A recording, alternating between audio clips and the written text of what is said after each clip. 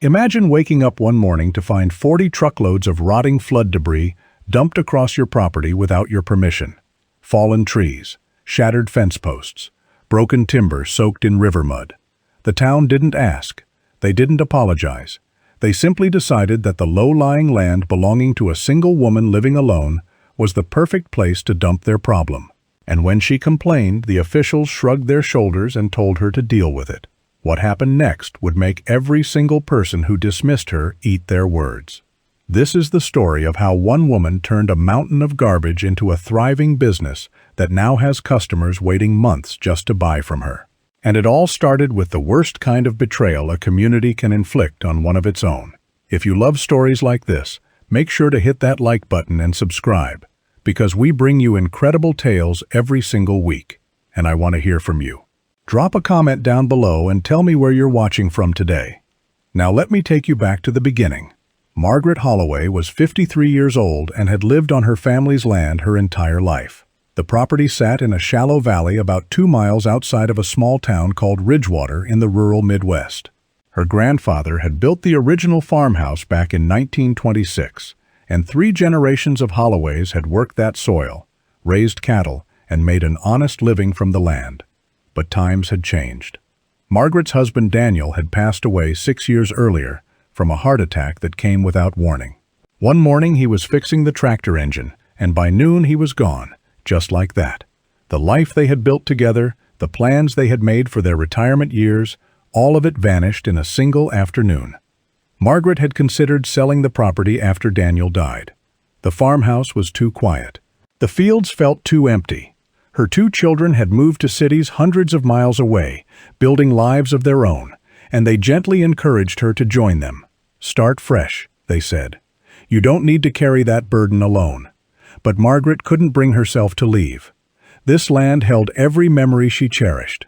The oak tree where Daniel had proposed to her, the barn where her children had learned to ride horses, the creek that ran along the eastern edge of the property where 4 generations of Holloways had fished on summer evenings. Selling this place would feel like erasing her entire history. So she stayed. She downsized the operation considerably, leasing most of the farmland to a neighboring family who grew soybeans. She kept a small garden, a few chickens, and about 10 acres around the house that she maintained herself. It wasn't much of an income, but between the lease payments, Daniel's modest life insurance, and her Social Security, she managed. Margaret Holloway was not wealthy, but she was independent. And at 53, living alone in the house where she was born, that independence meant everything to her. Then came the flood. The spring of that year brought rainfall unlike anything the region had seen in decades.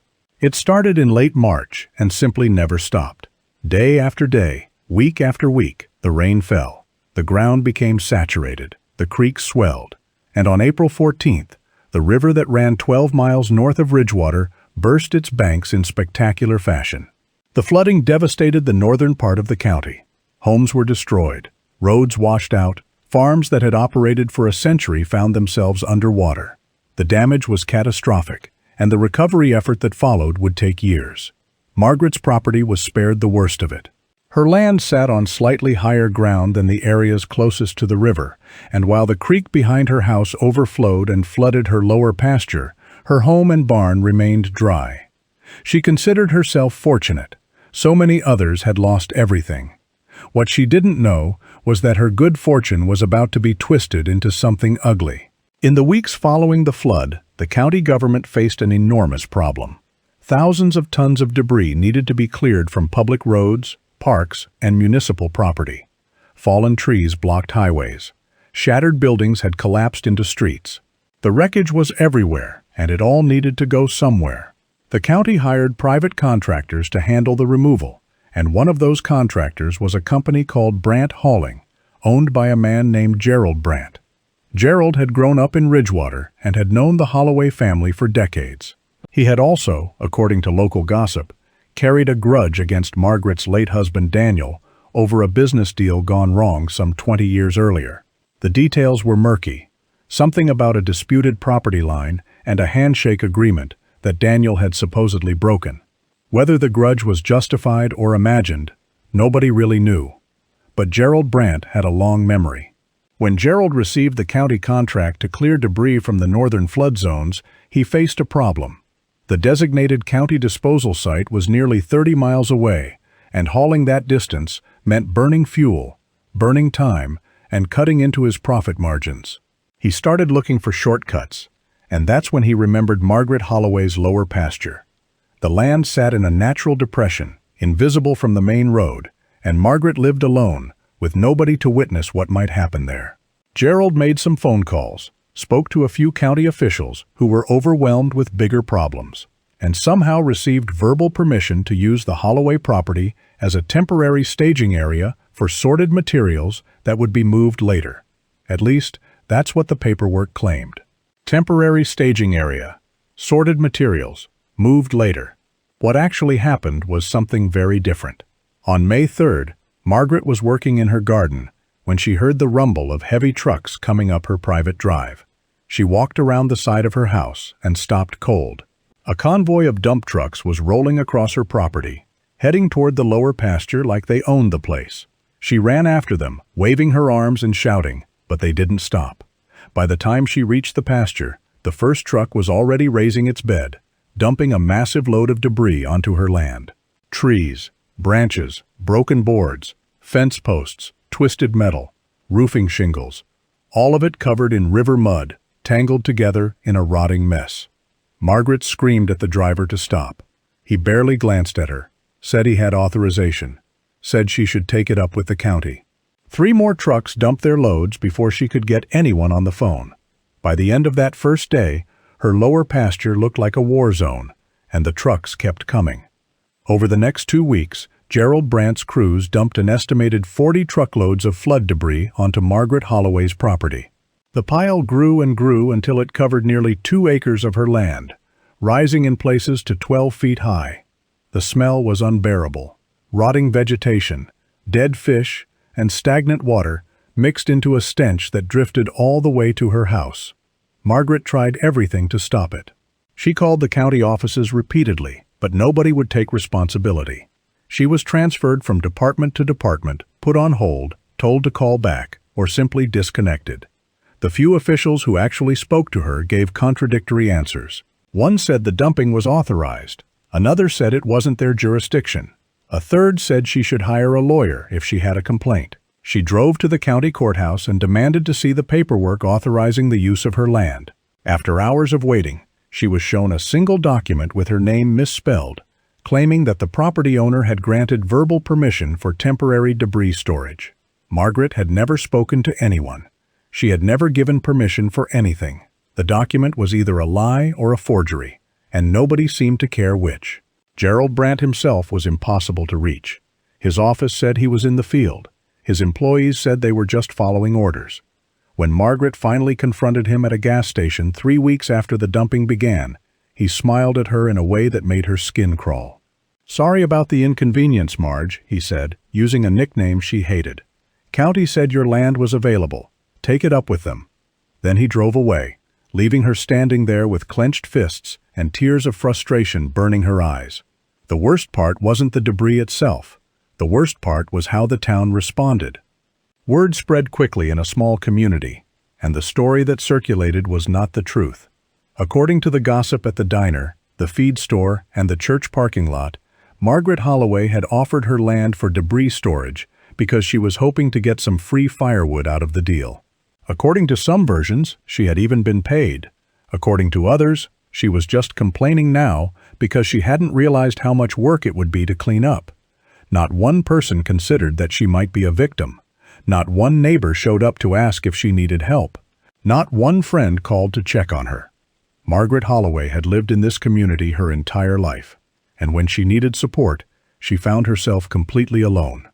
The isolation was devastating.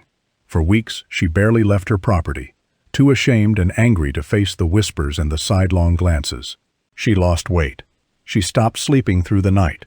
She found herself talking to Daniel as if he were still alive, standing in their bedroom doorway, asking him what she was supposed to do now. The answer, when it finally came, arrived on a Tuesday morning in early June. Margaret was walking the perimeter of the debris pile, trying to assess the scope of the disaster for the 100th time, when something caught her eye. A massive fallen tree, partially buried under shattered boards and twisted branches, had a distinctive grain pattern in its exposed wood. Margaret had grown up around timber. Her father had been an amateur woodworker, and he had taught her to identify different species by their bark, their leaves, and their grain. This tree was black walnut. She stopped walking. She crouched down and examined the wood more carefully. The tree was enormous, probably 80 years old, with a trunk nearly 3 feet in diameter. The flood had ripped it from the ground, roots and all, and it had been dumped here like garbage. But black walnut was valuable, very valuable. She knew that furniture makers and craftsmen paid premium prices for walnut lumber, especially pieces with interesting grain patterns. She looked at the debris pile with new eyes. Mixed in with the worthless brush and rotted boards, she could now see the outlines of other large trees. Some were oak, some were ash. And unless she was mistaken, at least 2 or 3 more appeared to be walnut.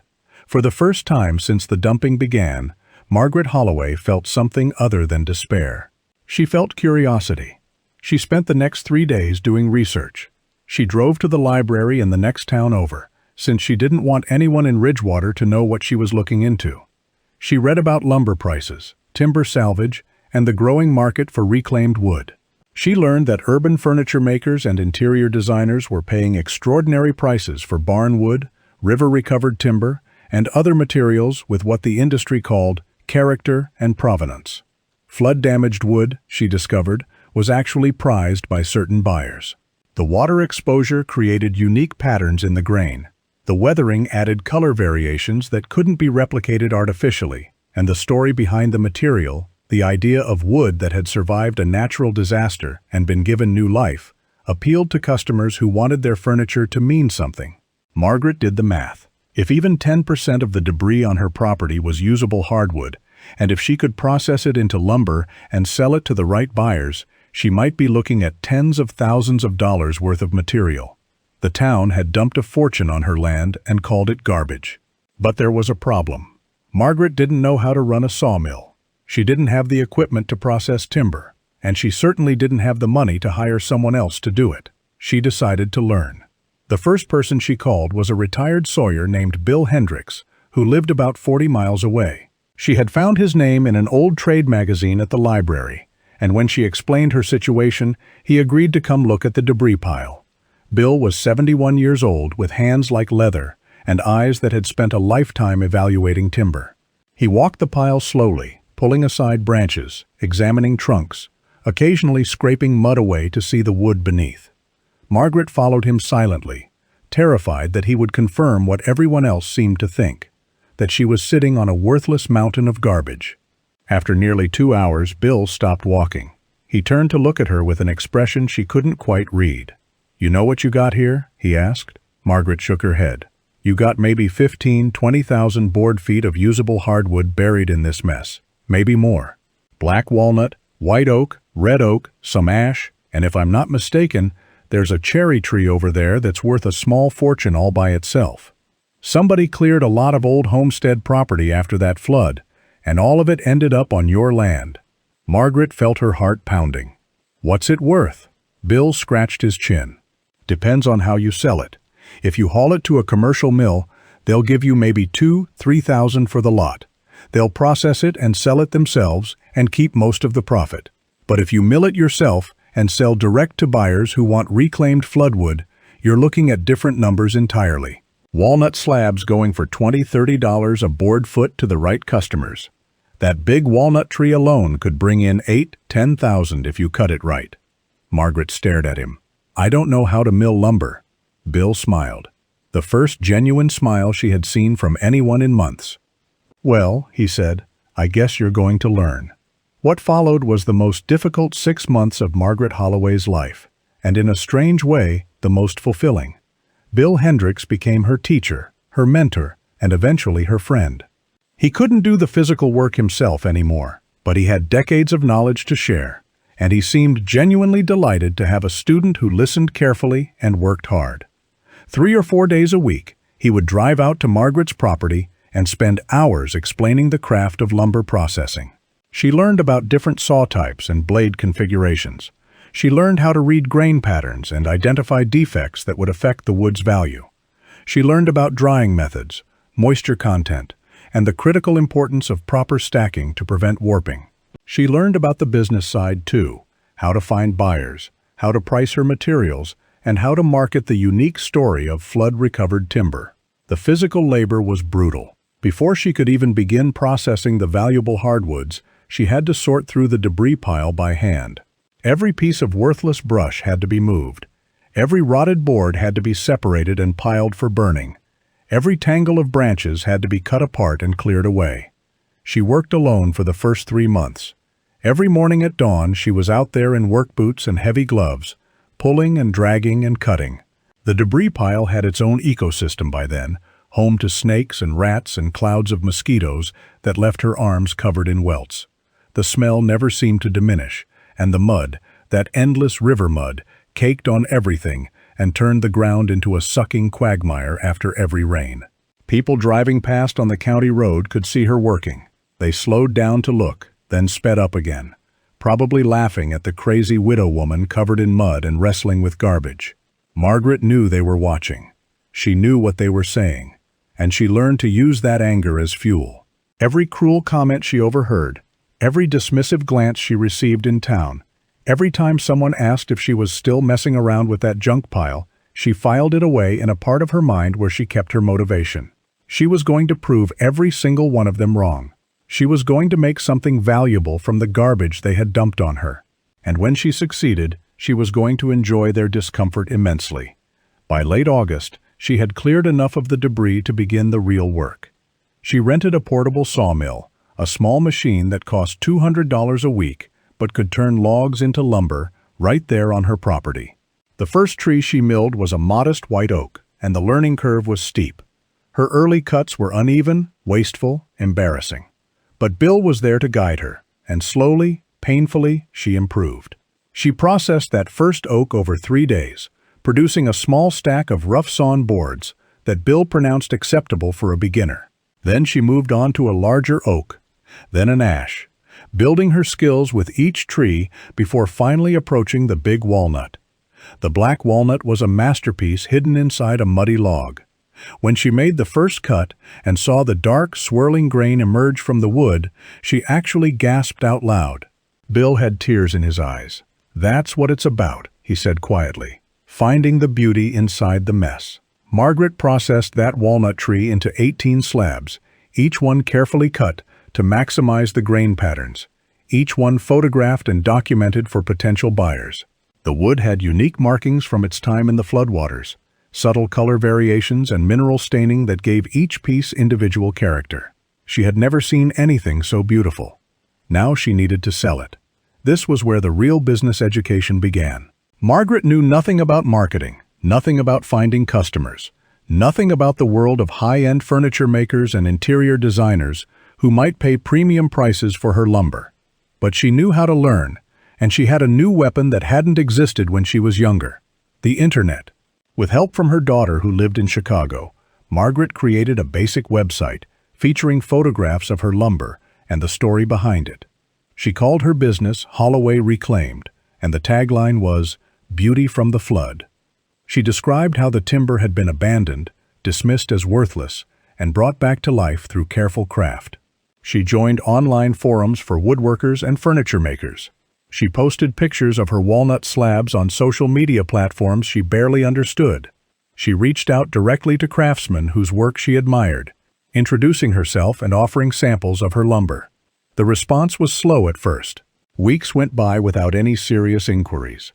Margaret began to wonder if Bill had been wrong, if the market for reclaimed floodwood was smaller than he had suggested, if she had put months of back-breaking work into a product nobody wanted.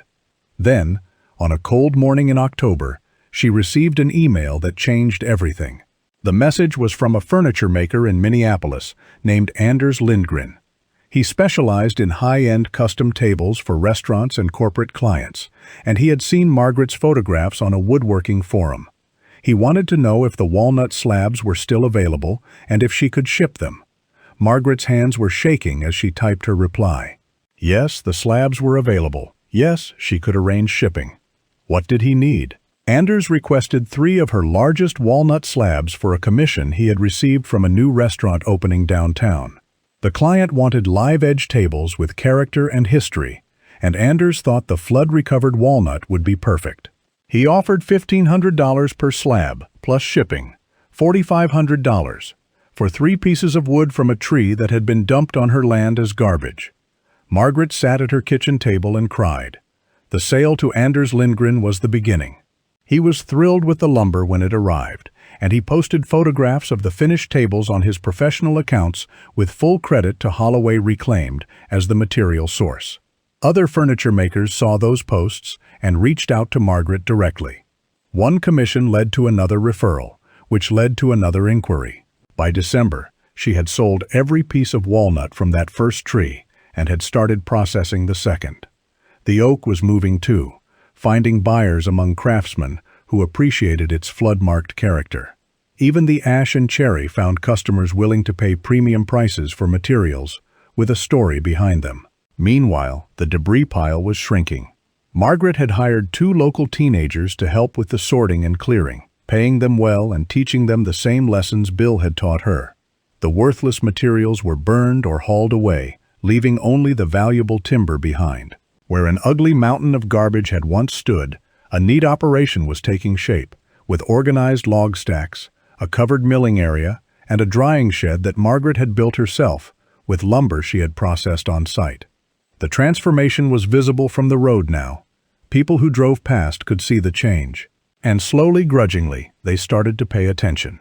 But before we get to that reversal, I need to tell you about some of the darkest moments along the way, the times when Margaret almost gave up, and the people who tried to make sure she failed.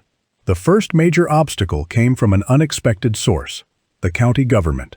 In early September, just as Margaret was getting her sawmill operation running smoothly, a county inspector showed up at her property with a clipboard and a sour expression. His name was Wayne Dutton, and he informed Margaret that she was operating an illegal commercial enterprise on land zoned for agricultural use. He presented her with a cease and desist order and told her she had 14 days to halt all business activities or face fines of up to $500 per day. Margaret was stunned. She asked what specific regulations she had violated. Wayne Dutton listed them with obvious satisfaction. Commercial processing of timber required a special use permit. Operating a sawmill required an environmental impact assessment. Selling products directly to consumers required a business license and sales tax registration. She was in violation of multiple ordinances, and the county had every right to shut her down. This was the same county that had authorized dumping debris on her land without her consent. The same county that had ignored her complaints for months. The same county whose officials had shrugged and told her to deal with her own problem. Now they suddenly had time and resources to send an inspector to harass her about permit violations. Margaret asked Wayne Dutton who had reported her. He smiled thinly and said that complaint information was confidential. She found out anyway. Gerald Brandt had been telling anyone who would listen that Margaret Holloway was running an illegal business and that somebody ought to do something about it. He hadn't just dumped garbage on her property. He was actively trying to destroy her chance of making something from it. Margaret spent the next 3 weeks navigating a bureaucratic nightmare. She applied for a special use permit, which required a public hearing. She hired an environmental consultant to conduct the required assessment, which cost nearly $2,000 she could barely afford. She registered her business, obtained a tax identification number, and filled out so many forms that her hand cramped from signing her name.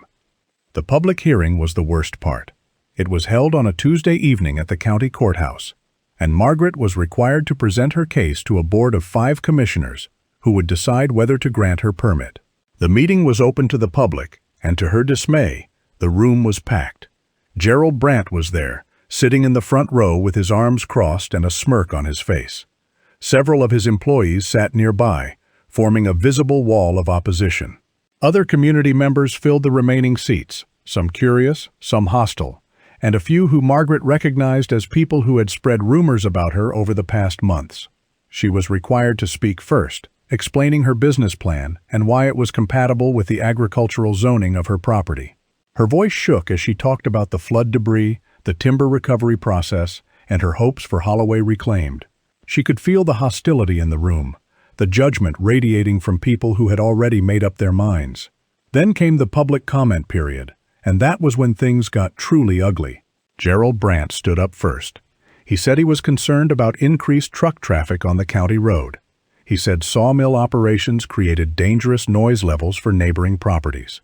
He said allowing commercial activities in a residential agricultural area would set a bad precedent that would affect property values throughout the region. He did not mention that he had dumped 40 truckloads of debris on her land without permission. He did not mention his own commercial hauling operation that ran heavy trucks on that same county road every day. He did not mention the decades-old grudge against her late husband that probably motivated his entire campaign against her. Other speakers followed. A woman Margaret barely knew complained about sawdust affecting her allergies, even though her property was 3 miles away. A man claimed that Margaret's operation would attract criminals looking to steal valuable lumber, with no evidence whatsoever to support the claim. Another speaker questioned whether a woman living alone could safely operate heavy machinery, suggesting that the county had a responsibility to protect her from herself. Through it all, Margaret sat in a folding chair at the front of the room, feeling smaller and smaller, wondering if she had made a terrible mistake by ever trying to fight back. Then something unexpected happened. Bill Hendricks stood up from a seat in the back of the room. Margaret hadn't even known he was there. He walked slowly to the front, his 71 years evident in his movement, but his voice strong and clear. "I've been a sawyer for 50 years, he said. "I've worked timber operations in 6 states and taught millwork to more young people than I can count. I've seen what Margaret Holloway has built on that property, and I want this board to understand exactly what's happening here." He turned to look directly at Gerald Brandt. "Somebody dumped 40 loads of flood debris on this woman's land without her consent.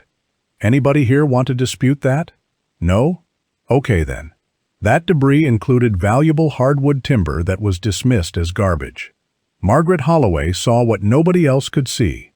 She saw that the garbage had value. She taught herself a skilled trade. She built a legitimate business from nothing. And now certain parties want to shut her down because they can't stand watching her succeed." The room had gone completely silent. "I've lived in this region my whole life," Bill continued, "and I've never seen a community treat one of its own the way you people have treated Margaret Holloway. She didn't ask for that debris. She didn't want it. But when you dumped your problem on her, she turned it into something beautiful, and that makes some of you uncomfortable. Well, too bad. What she's doing is legal, it's valuable, and it's exactly the kind of enterprise that should be supported in agricultural communities. Grant the permit." He sat back down without waiting for any response. The board deliberated for 45 minutes while Margaret waited outside the meeting room, certain that she had lost. When they finally called her back in, the chairwoman announced their decision. The special use permit was granted, with conditions. Margaret would need to maintain specific setback distances from neighboring properties. She would need to limit operating hours to daytime only. She would need to install proper erosion controls around her work area. She had won. Gerald Brandt stormed out of the room without looking at her. But Margaret saw the expression on his face, and for the first time in months, she allowed herself to smile. The permit battle was won, but the war wasn't over. In the months that followed, Margaret faced a continuous stream of obstacles that seemed designed to wear her down. The county inspector showed up repeatedly, finding minor violations that required correction. Her lumber shipments were occasionally delayed by mysterious problems at the freight terminal.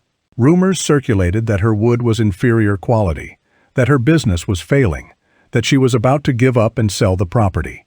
None of it was true, but the whisper campaign took its toll.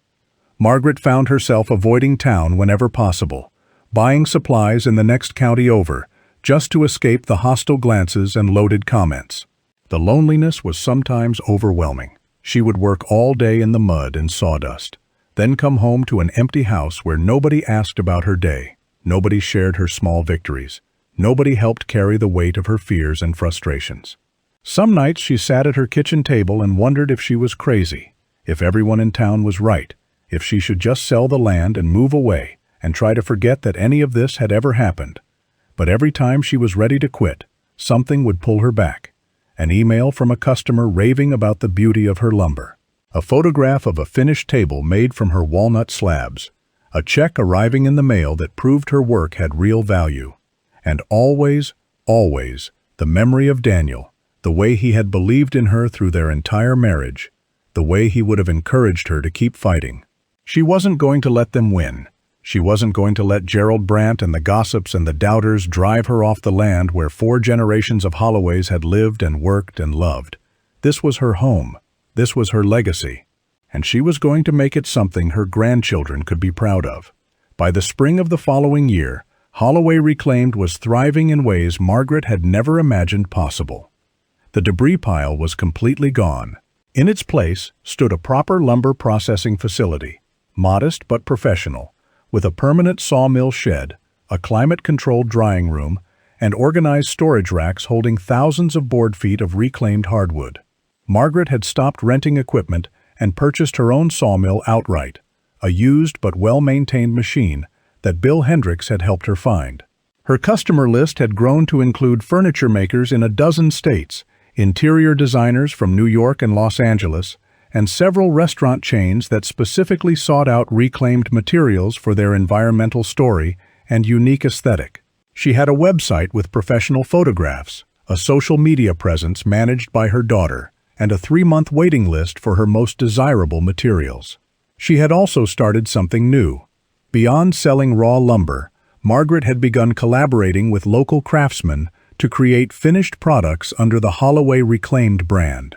Live-edge walnut tables, reclaimed oak cutting boards, flood-marked ash serving trays. Each piece came with a certificate telling its story, from debris pile to finished product, and customers loved knowing the history behind what they bought. The financial transformation was remarkable.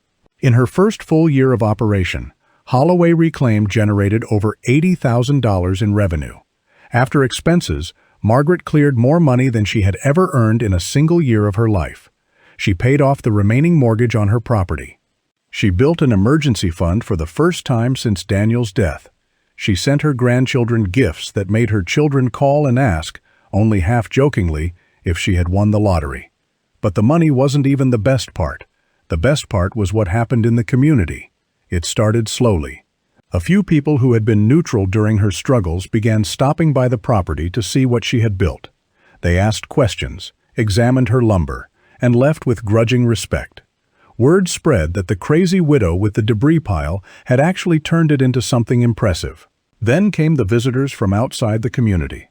Furniture makers who had bought her lumber online started making pilgrimages to see the operation in person.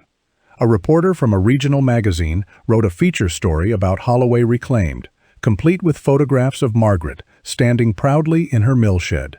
The article was shared widely, and suddenly people from all over were talking about the woman who turned flood debris into treasure. Local attitudes shifted remarkably fast once outside validation arrived.